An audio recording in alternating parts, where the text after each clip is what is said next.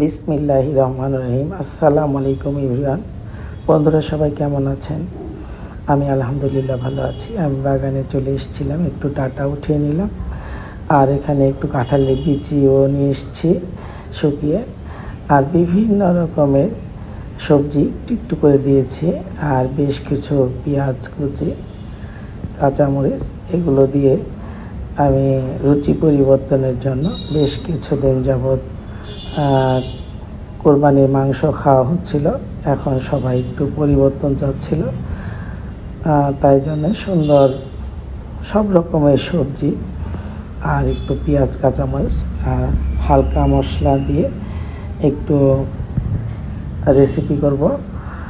তো দেখবেন সবাই হাতে মেখে রান্নাটা মাঝে মাঝে এভাবে করে খেলে সেই তরকারির স্বাদটা অনেক বেশি ভালো লাগে। এই যে মাছগুলো দেখে চিনতেই পারছেন সবাই, এই মাছগুলো দিয়ে একটু পাতলা পাতলা করে মাখো মাখো যেটাকে বলে, খুব বেশি শুকনো না আবার খুব বেশি পাতলাও না, মাখো মাখো একটা ঝোল, সেই ঝোলটা করে নেব।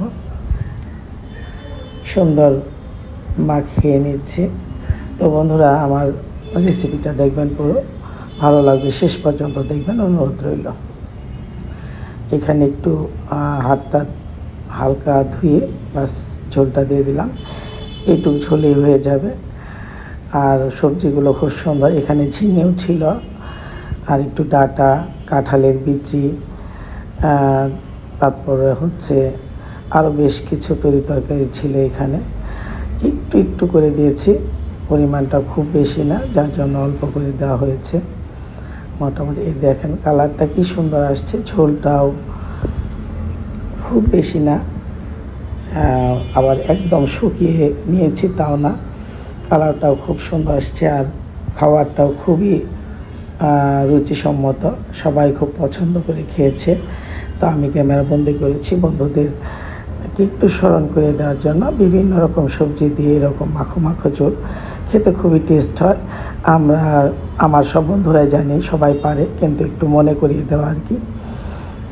তো আমি এই রেসিপিটা করলাম, আমার কাছে খুব ভালো লেগেছিল, খুব ভালো লাগছিল খাবারটা, তাই জন্য বন্ধুদের সাথে শেয়ার করলাম।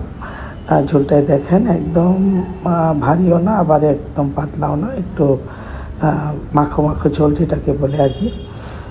তো বন্ধুরা আমার পেজটা অবশ্যই আপনাদের সহযোগিতায় আগাচ্ছে। তো আমি চাই আমার বন্ধুরা অবশ্যই আমার সাথে থাকবেন, পাশে থাকবেন, আমার চ্যানেলটাকে এগিয়ে নিয়ে যাবেন। আমি এই প্রত্যাশায় আমার বন্ধুদের কাছ থেকে বিদায় নিচ্ছি। তো সবার দীর্ঘ আয়ু কামনা করছি। আসসালামু আলাইকুম।